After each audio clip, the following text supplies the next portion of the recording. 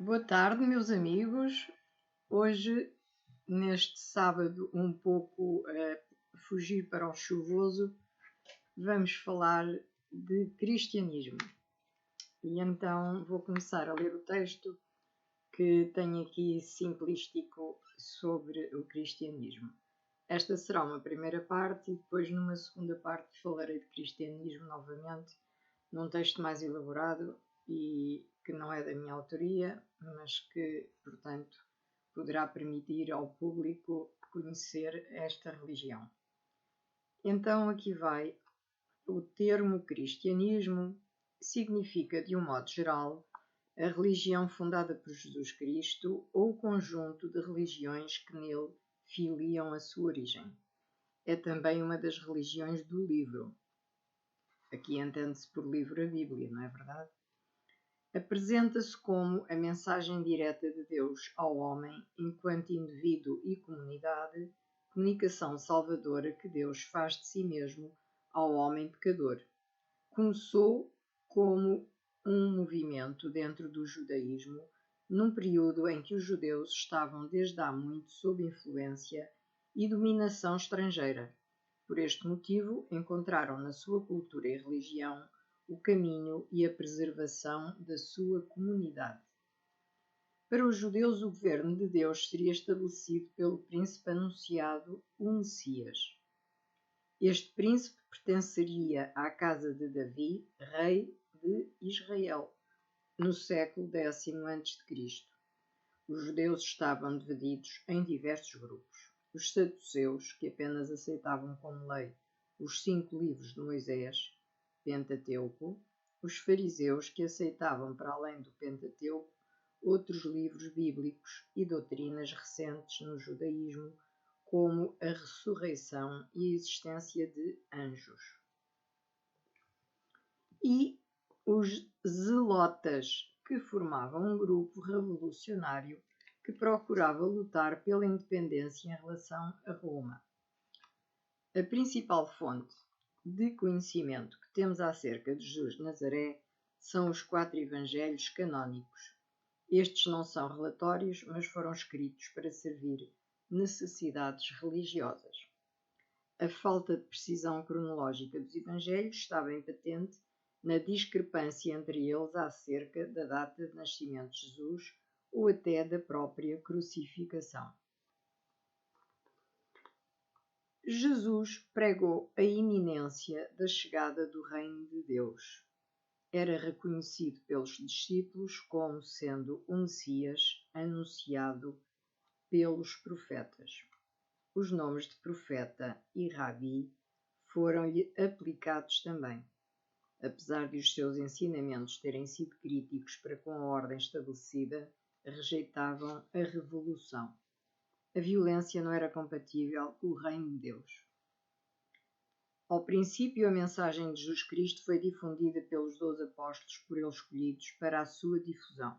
A autoridade da Igreja na primeira geração de cristãos recaiu sobre estes homens. Após a sua morte, levantaram-se questões acerca de quem seriam as autoridades máximas da Igreja. As congregações de cristãos tinham, desde os primórdios, sido assistidas pelos presbiteroi, padres, episcopoi, bispos, e pelos diaconoi, diáconos. Foi destes termos gregos que saiu a futura estrutura hierárquica da Igreja. O título de Papa, Pai, que durante cerca de 600 anos foi usado como termo afetuoso aplicado a qualquer bispo, começou a ser especialmente atribuído ao bispo de Roma, a partir do século VI, e pelo século IX era-lhe atribuído quase exclusivamente. Após os problemas iniciais de autoridade e continuidade de hierarquia, a maior garantia de autenticidade e continuidade foi encontrada nas Escrituras. Com efeito, os cristãos herdaram a Bíblia hebraica como sendo a Palavra de Deus. A missão de difusão da Palavra de Deus aos gentios implicava que a lei do Antigo Testamento não era já a palavra final de Deus. Desta forma, a transmissão oral da vida de Jesus necessitou de ser passada a escrito, surgindo os 4 Evangelhos. A um segundo nível de importância estão as cartas apostólicas, principalmente as de Paulo, cuja correspondência circulava já como um só corpo de escritos antes do ano 90 depois de Cristo. As relações entre as primitivas comunidades cristãs e o Estado romano foram difíceis. Os cristãos não respeitavam as tradições pagãs e as relações com outras religiões, exceto o judaísmo, eram más. As manifestações de paganismo eram tidas pelos cristãos como sendo cultos de espíritos diabólicos. Por estes motivos, e outros boatos, como as acusações de canibalismo, assassínio de crianças e promiscuidade sexual, devidos ao segredo da ceia de Cristo e do batismo, foram os cristãos perseguidos pelas autoridades romanas. Estas perseguições foram, no entanto, esporádicas e decididas por casos pontuais. Muitos convertidos traziam com eles antigas atitudes, tais como amuletos e superstições, que levaram a que os cristãos comemorassem as suas festas nos mesmos dias das festas pagãs. Ao longo dos séculos, a cristandade foi-se desenvolvendo até chegar em 312 à conversão do imperador Constantino. Este facto facilitou uma aliança cada vez maior entre a Igreja e o Império.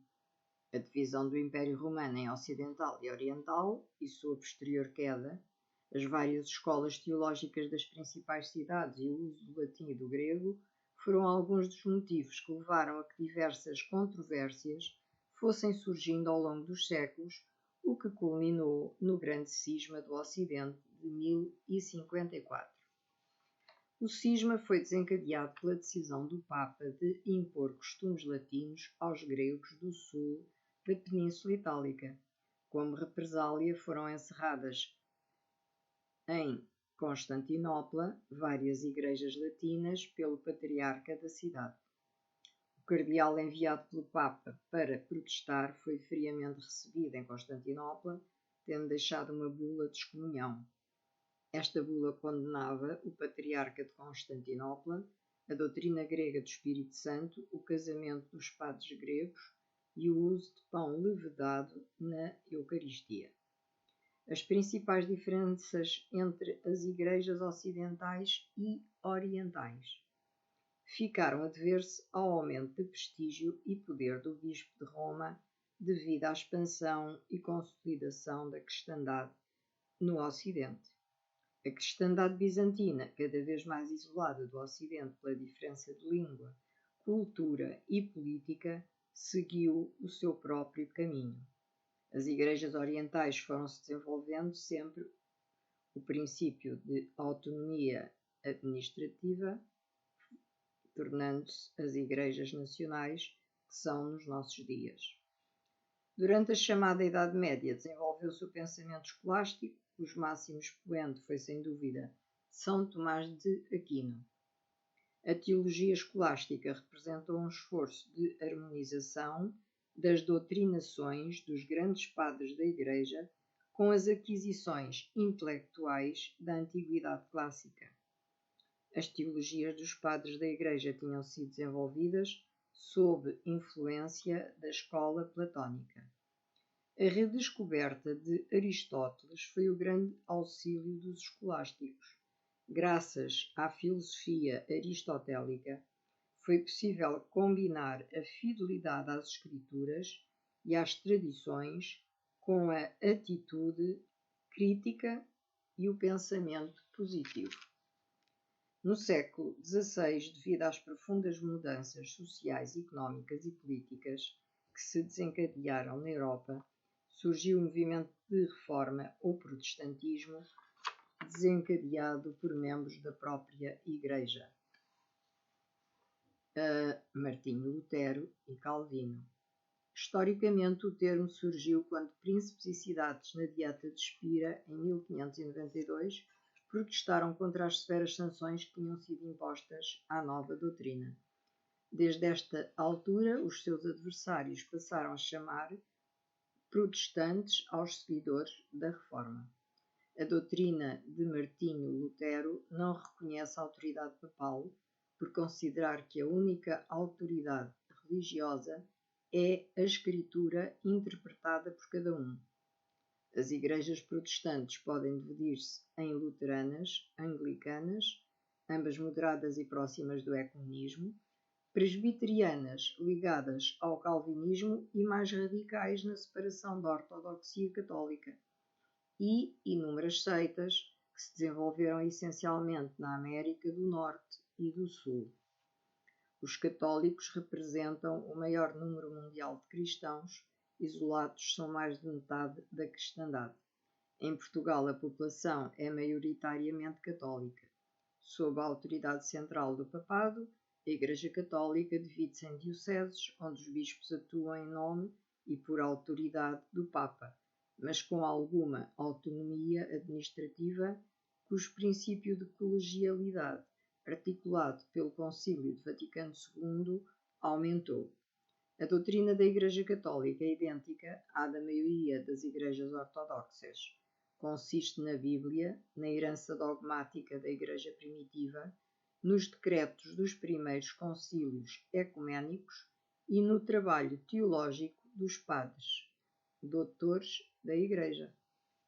E por hoje termino aqui esta breve resenha sobre o cristianismo e não me alongarei mais, ficará para uma segunda parte sobre a mesma religião.